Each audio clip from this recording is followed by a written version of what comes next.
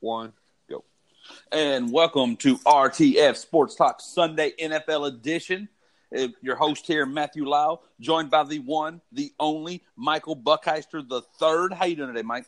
I'm doing great, man. I'm watching some Sunday morning cartoons with the small man here, and we're ready to pick some games today. Yes, absolutely. A little Sunday. I'm actually doing the same. I'm watching the Sunday morning cartoons. Got to get your NFL rolling right, and the only way to do that is with some nice NFL or a nice Sunday morning cartoons. For those who didn't know, Michael Buckheister III once arm wrestled 2 grizzly bears at once and won. So, a little fun fact for the day. You ready to get into the show today, Mike? Man, let's do it. Let's do it. All right, let's recap our Saturday here. We're just going to be real brief with the Saturday recap that we have going on.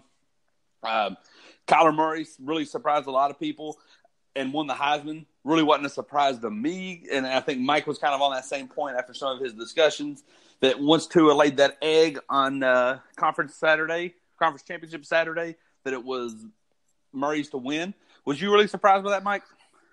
Yes and no. Like I was mainly surprised because of I believe it was some points that he brought up, like about how Tua really hadn't played the fourth quarter all year, and if he were to play the full games, like his stats would be blowing Kyler Murray's out of the water. But I don't think the voters took that into account, and I think the correct person won it at the end of the day. Well, I'll be honest with you. That's why I was kind of hoping Billy would be able to join us today, but I guess he's off delivering babies, Mike, apparently. That's the word on the street, right? I believe All so. Right. Whatever. I hope he joins us. Hope everything goes well. Hope he joins us here next week again. So, but on that, Mike, I do think they took that into consideration. I do think they thought about that, but I think the more pressing thing was what they saw after all that. You know, right. they did see the first 6 weeks of the season, which was him swinging the ball around for 3 quarters and then go sitting on the bench for the final 15. But I think they saw something more pressing after that. And I asked this on one of the shows me and Billy did. Hey, Mike, have you ever seen the movie Wizard of Oz?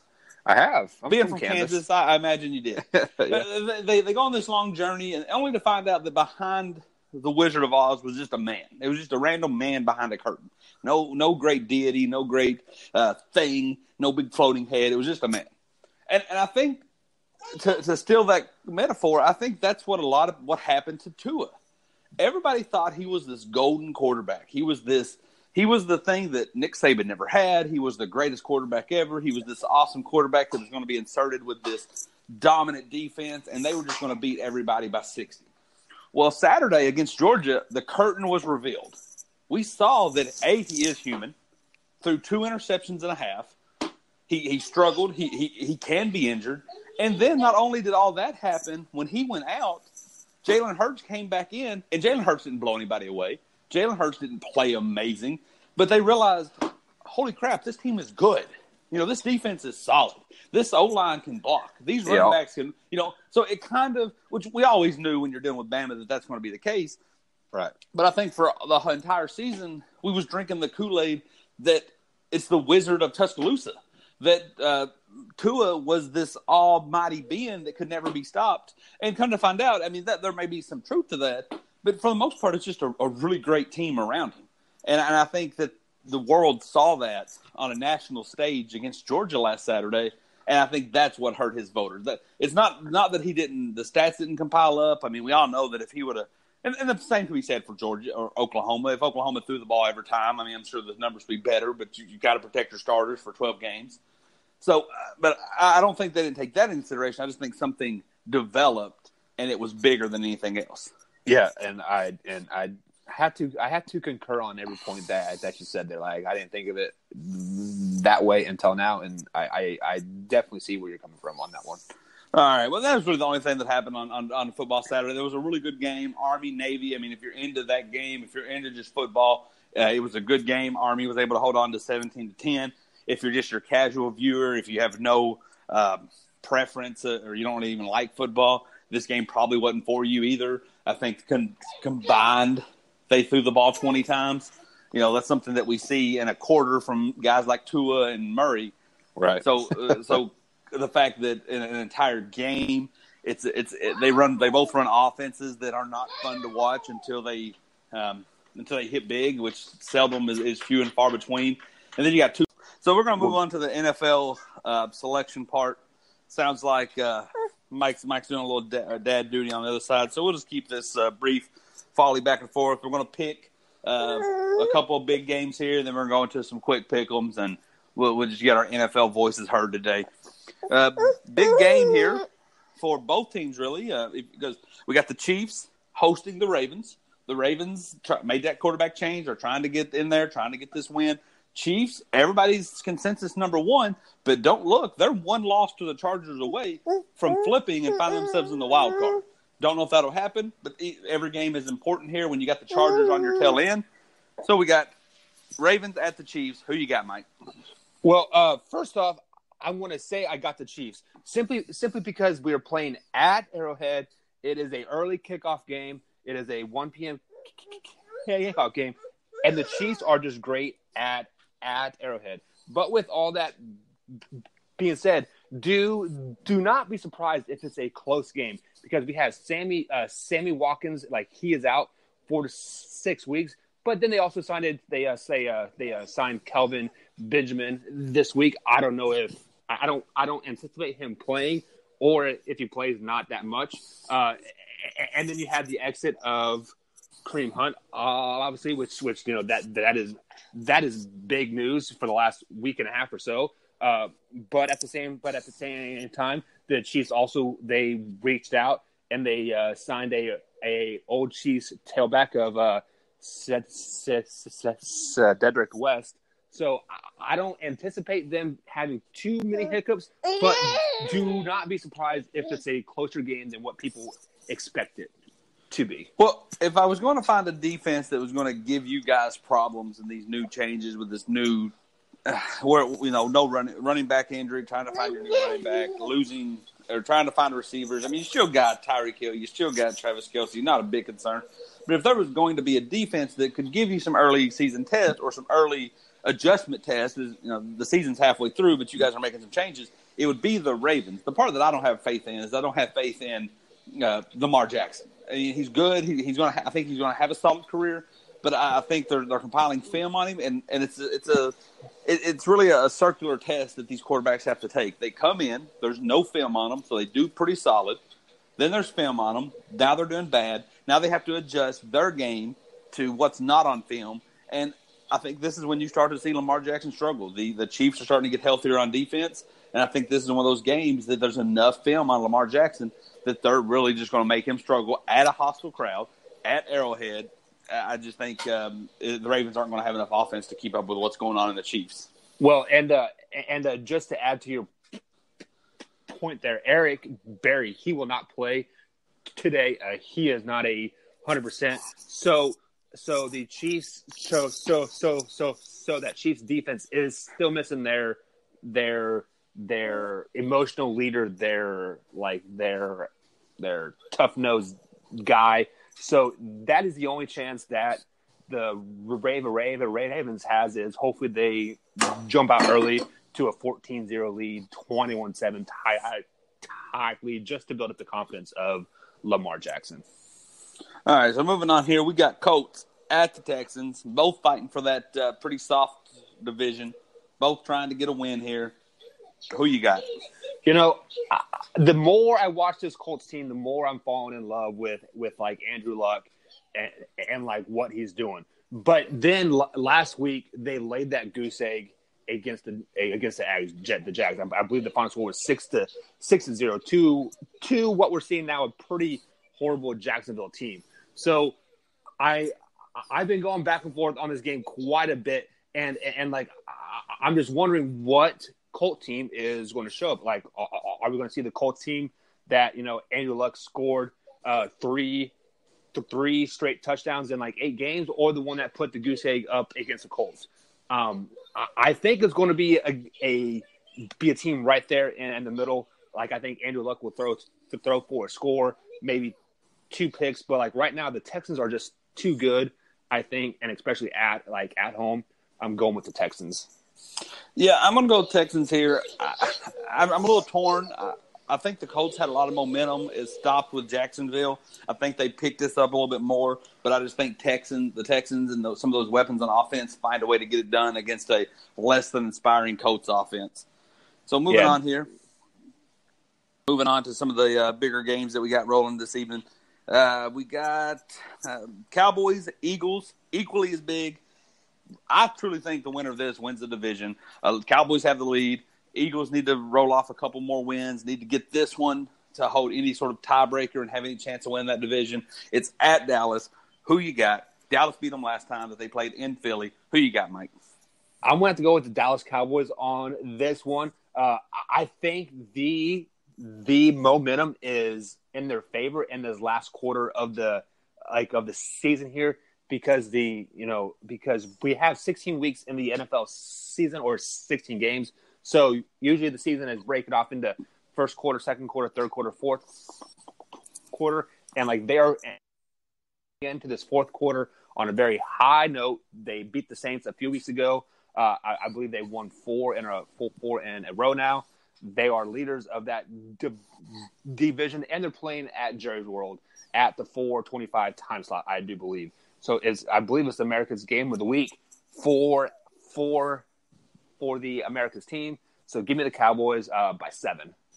Look, I ain't putting no stock on that. Fox always has. Anytime the NFC East is doing anything, it's always Fox game of the week.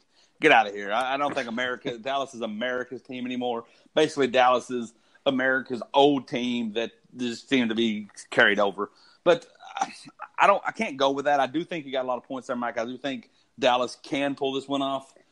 But I just got to go with my early picks. I think the Eagles, I look at history, and the Eagles don't have a lot of impressive history, but the Eagles did this last year. They were able to the first year was kind of like a progress. The first season with Carson Wentz and Doug Peterson, they started off strong, finished weak. Last season, they had pretty much a dominant run, start to finish, including a Super Bowl win. This year, I think that other side of the coin, I think they started really slow, but then they're going to finish strong. And then Dallas just always seems to find their way to 8-8. Aside from that 14-2 year, for some reason, they always just find themselves 8-8, and I don't think this is going to be any different. Give me Philadelphia. Might be more hope over anything. And just to add to your point here, if the Eagles, they happen to pull this game off, they have a 56% chance of making to the playoffs, and if they don't, they're at a 5% chance. So this is a must-win. Well, yeah, because, the way that whole division has just been acting, I don't think you're getting in on a wild card. No. And I think that you absolutely have to win this and win this division. It's your only hope. And if you lose to the team that's winning the division and you don't play them again, that's going to kill your shot. Right. All right, moving on here. We have the night game. Rams at the Bears. Who you got? Man, if it was at LA, I would say give me the Rams all day long. But it is something about a warm weather team traveling to a cold playing, and it just I just don't like their chances. Mitchell Trubisky is back. He is healthy after sitting out the last 2 weeks. And that Bears team, they are just looking like a nasty, grungy, hard-nosed team. And then on a Sunday night game, it's going to be cold. It's going to be 27, 28 degrees, I bet. It's pretty chilly. Warm weather team going to a cold weather environment. Give me the Bears by 10. I want to say the same points. I'm not gutsy enough to put a number on it like you did there, Mike. But what I will say is a lot of times people put the fact that these are humans. They put that in the back of their mind. You're absolutely right, Mike. You're used to living in beautiful, sunny California. It's 75 all year round, and now you have to come to Soldier Field in the middle of December on a night game. That place is going to be packed. That place is going to be rocking. They're going to hit you. They're going to come in and look. I have faith in Todd Gurley, but those hits by Khalil Mack in this weather, in this temperature, in this environment is going to be a little different than what happens over there. And what happens in LA, what happens in San Diego, what happens in in San Francisco and all those other cities. So I do think that's going to come into a factor. If the Bears can keep it close, I like their chance because I like, these receivers running across the middle and your chances as a defender to give them a good hit, and they won't want to do it again. But if the Rams get ahead, I don't think the Bears, even with Trubisky, have the firepower to keep up. But if that defense can get in there and hold it close, I like the Bears' chances. And just also to add to your point there, I believe the Rams, they are the first NFL team to have a playoff spot locked. So if it's if it's close, or if it's if it's a 10-point game going into the fourth quarter, I think they might pump the brakes. They might pump the brakes just a tad bit and just call it a night. I mean, very well. So what I'm going to do, Mike, and we're going to keep this a fairly short show here. Usually this is the time we get to the quick picks, but I've done a little different segment first. Just quick pick, 1 or 2 word answer, Mike. This segment, not who you think's going to win. Who do you think needs the win the most?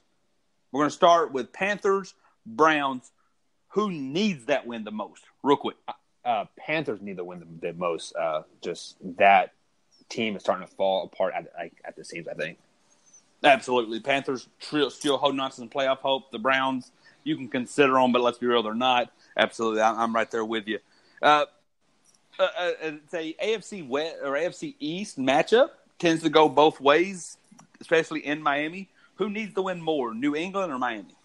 I think New England does. They finally have a full team, and they just need to find that gelling that they always seem to have around this time of year. I think if you're stepping back and you're saying, if you're looking at big picture, obviously making the play, New England's already a lock to make the playoffs for the most part, unless something crazy happened. Miami's not. So biggest picture would be Miami, but if we're looking realistically, Miami's not going to do anything once they get into the playoffs. If you're a New England fan or you're a part of that New England program, this is very big to you because you need to try to stay in that 1 and 2 seed. You want to try to keep as much home field advantage as possible. So if you're a Miami Dolphin fan, you're like, hey, I don't care if we get in there or not. We ain't going to do nothing. But New England fans, we don't want to have to go to Pittsburgh. We don't want to have to go to Houston, and we don't want to have to go to Kansas City. So This game is very important to keep pace with everything going around us. All right. Who needs it more? Falcons, Packers. Oh, this one's kind of a toss-up. I feel like they're both kind of out of the playoffs, but I think the Packers need it more just so they can entice a good head coach to come to the Packers. Rodgers. Yeah, I'm going to go with you on that. They're both in the same situation. They're both pretty prolific offenses that really had down years and are going to miss the playoffs. But the Falcons, they're just trying to work out their future. They're trying to see what Calvin Ridley has. They're trying to see, they got Elo Smith back there they're trying to work in. Matt Ryan's still relatively young. Packers, yeah, like you said, Mike, they have to not only prove that they're still a good team, that they still have some promising pieces, they have to prove a coach. And like we talked a couple weeks ago, unless there's somebody that Aaron Rodgers is just going to embrace with a hug and that makes him feel confident, I don't know if that's there. And I don't know if there's a coach that feels that way. And if you think back, Mike, me and Billy talked about it, and Josh McDaniels has to deal with Tom Brady, but Josh McDaniels has that trust with Tom Brady where he can be critical of Tom Brady, and Tom Brady will play better. We've just seen over the last couple of weeks, I don't know how many people are going to be critical of Aaron Rodgers and keep their job. So that is a job that you're going to either have to do like the LeBron James thing, where Aaron Rodgers is the true leader. You just get somebody who's a beta, who's not really an alpha. They just come in there and they listen to Aaron Rodgers, or you're going to have to find somebody that Aaron Rodgers really likes. And I don't know who many people that is, other than his State Farm agent. All right, so we're just going to go here. Quick picks. This is actually who you think's going to win, but just quick, lesser important games with not as much on the line. We got Giants at the Redskins. Who you got, Mike? With Odell Beckham out, I'm going to have to go with the Redskins, even though the Redskins are with the fourth-string quarterback now. I'm going to go Giants on this. I think that the Redskins are so heartbroken that everything just kind of fell apart, that they're not going to have much fight in them. The Giants kind of knew where they were from the beginning. They're just playing to improve. It does stink for them that Odell's out, but I think Barkley has a big game. I got the Giants winning this one. We got another division rivalry in the NFC. We got the Saints at the Buccaneers. Who you got? Saints big. Yeah, I would say that given that the Saints have quite a bit of a stronghold on that division, that watch out, this could be a trap game. But the Saints, when the Saints were running high, like 7-1, 8-1, a lot of people forget this is where that one loss came from. So they're going to remember that, and doesn't matter how well they have this wrapped up or what their position, their stronghold is on the league, they're going to want this win back. Give me the Saints. And they're fighting for that home field advantage too. Yeah, so. That loss to Dallas really hurt them because now they're once again behind the Rams and hoping the Rams lose. Really a snore fest here. Jets at Bills. Who you got? The only thing I'm looking forward to this game is hopefully they'll wear like that all green and like all red jerseys. But give me the Jets. I would love to see that again. Nothing says Christmas like all blue or all red and all green, but I think a lot of people had a problem with that. It was hard for some of the, like if you were colorblind or kind of visually impaired, you really struggled. I think that's the case. But I like the way it looked, and being selfish, I think that'd be very festive of them. Give me the Bills on this. I don't trust really any of them. I said this last time, and the Bills had one of their best games. I don't know how, but they did. This probably could be the Jets' time to do that, but I'm still going to take the Bills. This honestly is a game where like I put 2 pieces of paper on the floor and I have my son crawl to like a team, and that's who I pick. Fair enough. I mean, it's Bengals pretty much done. Stick a fork in them. At the Chargers, trying to compete, trying to keep up with Kansas City. Who you got? I think the Chargers are going to come out and they're going to find their groove again after stumbling the last few weeks.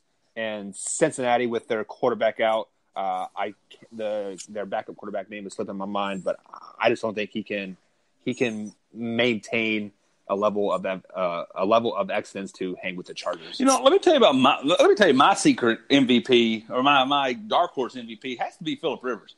I mean, you just thought they were done. You just thought this class of 2004 was done. Eli's replaced. Ben's talking about retirement.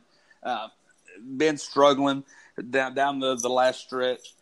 And then you got over here, you got Phillip Rivers. You just kind of forget about him. He's not horrible. The Chargers never have really been 1-15, but they sure haven't won a Super Bowl either. And the man's out here having a really good season, keeping his team relevant. Just I don't know how to word this. They're getting ready to have their 9th kid. I mean, that's an MVP right there. Give me the Chargers by a lot. Moving on here, Broncos. He needs to have a MVP season to support all his kids. Absolutely, and he says he's not done. He says he's not done, so he needs one more big contract. This man might outplay anything Tom Brady does age-wise because he's got to keep food on that table. And right. So we got Broncos at 49ers. Who you got?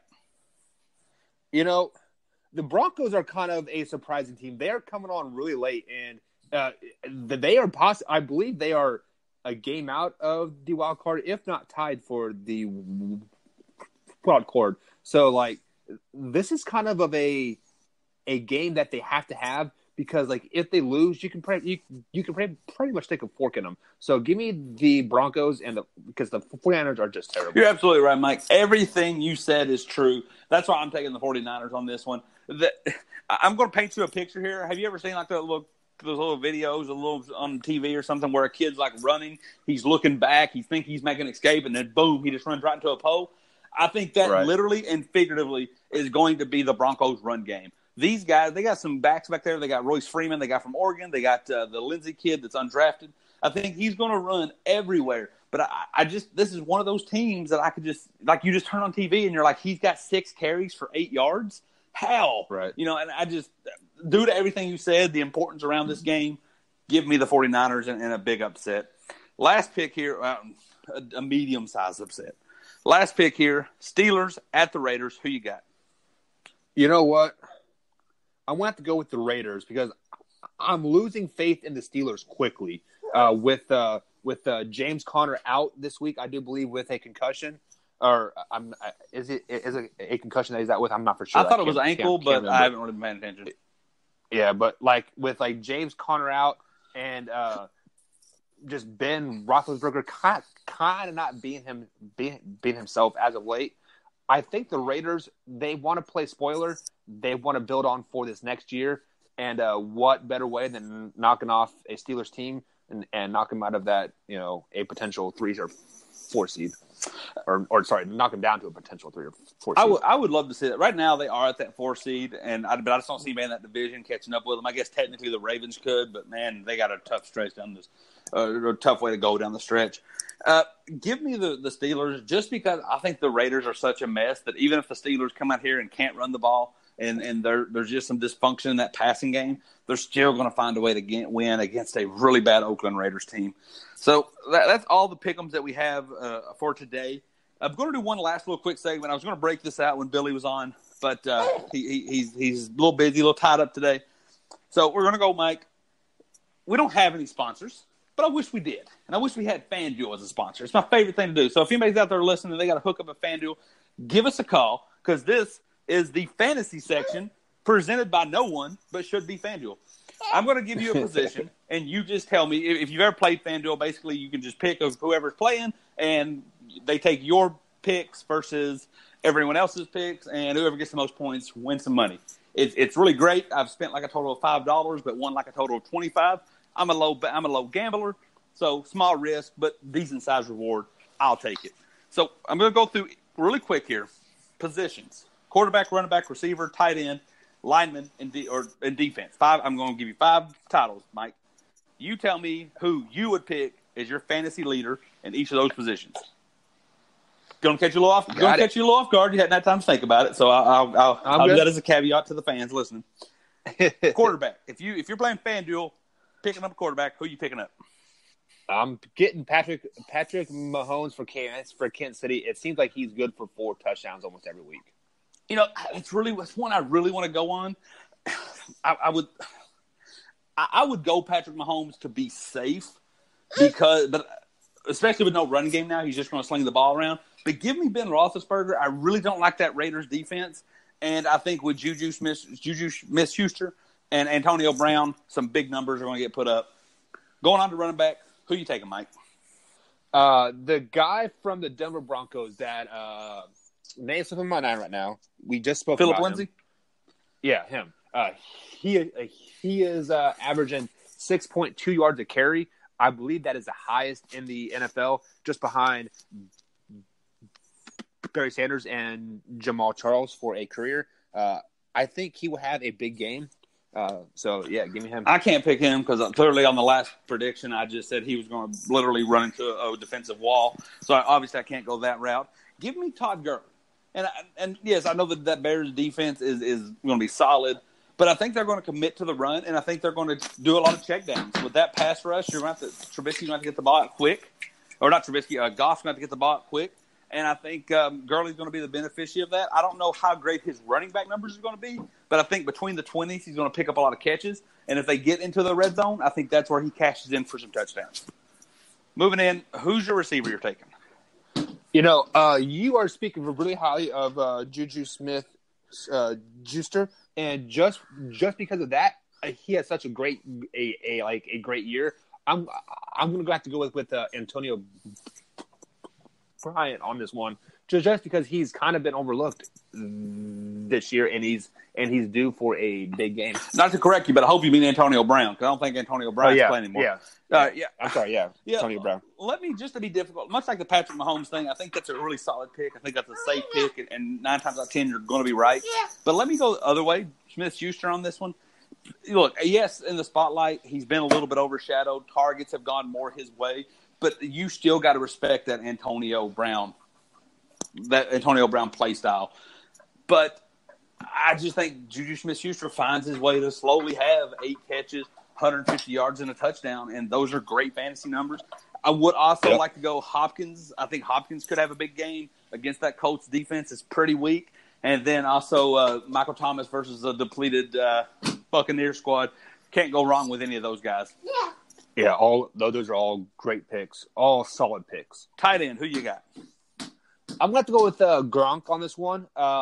Miami is historically bad against guarding him, and I believe this is his second full game back. I think he is poised to have a 2 to 3 touchdown game and 100 yards. Let me talk to the FanDuel or Sport or maybe DraftKings or whatever, but the people out there who play these, you're only allowed so much money. So typically, you probably couldn't afford everybody that we mentioned. So I'm going to give you somebody that you can afford because you're not going to be able to afford Gronk. I think Gronk has a big game, but somebody that you can afford is going to be Ben Watson. Benjamin Watson for the Saints has a big game. I don't trust anybody in their linebacker core. I don't trust much of their safeties. They might be able to double team and slow down Michael Thomas, but I think Ben Watson, I think he has a big game here. And just to add to your point here, the Colts use their tight end a lot. So I know they're down to like their fourth or fifth string tight end. So he might be worth $1 like at this point. But you can pretty much count on him getting at least 10 balls tossed his way. So moving on here, lastly, you take a defense. Who you taking? Ooh, taking a defense. I'm going to have to go with the Bills on this one, just because I don't think the Jets' offense is going to produce a whole lot, and I think that's the only way the Bills are going to score today is a defensive touchdown. Yeah, I'm going to take the same on that. I think that's a pretty cheap defense that you can get with Buffalo Bills because the Jets are just going to be a mess. You could probably even take the Jets defense because I think the Bills are going to be a mess. But, I think anytime those two are going at each other or those two are playing a bad team, always go in that direction. So I'm right there with you, Mike. Yep. All right, Mike. Well, that is it. We had a pretty solo show, me and you. No Billy today. Hopefully he joins us again tomorrow or sometime next week. Hope our picks come in through. Any closing thoughts for you, Mike? Guys, just be sure to watch some games. I mean, this time of year, football is so great because even the teams that are out, like mathematically, they are still playing that spoiler feel, and it is something about being a out of it team, and then you knocking a team out of it too. It's just so, definitely try to catch that Oakland game or just a game like that. I mean, just be sure to watch some NFL. Spend it with your wife, cuddle on the couch, eating some queso. So, and I'm going to say that too, Mike. I think that this has really set me up. I thought about 6 weeks ago we was up for some pretty boring finish. I thought Kansas City and the Rams or even the Saints had such a strangle on that division. I thought the Texans were a pretty fake team. I thought the Steelers were going to be up there leading their division. I just thought it was all going to be cut and dry. But the way the Chargers are coming on strong, the Steelers are starting to slip. The Steelers-Patriots still play each other. The Texans are really holding what they're doing. The Saints messed around and lost to the Cowboys. Eagles and the Cowboys fighting for that division. There's still a lot to be determined down the stretch. And let me tell you what's going to get interesting. If the Bears beat the Rams today, that's going to get interesting. So there's still a lot to watch. A lot of people thought this was going to be one of the most cut-and-dry seasons. Thought it was going to be easily Patriots, Chiefs in the NFC or in the AFC. Saints, Rams in the NFC still might be at the end of the day, but I think other teams are showing you that they still stand a chance. So I'm excited to see this run down the last stretch. But thank you for joining us on RTF Sports Talk. And as we go out, Mike, tell them where they can find us. Guys, we are out there on Spotify, iTunes. We're live on YouTube right now. We're also on Amazon, Google Podcasts, Speaker, Breaker, Catbox, etc. Anywhere you get your podcast, that's where we're at. Don't rock the cat box. Go Chiefs. Thank you for joining. We're out. The podcast you just heard was made using Anchor. Ever thought about making your own podcast? Anchor makes it really easy for anyone to get started. It's a one-stop shop for recording, hosting, and distributing podcasts. Best of all, it's 100% free. Sign up now at anchor.fm/new. That's anchor.fm/new to get started.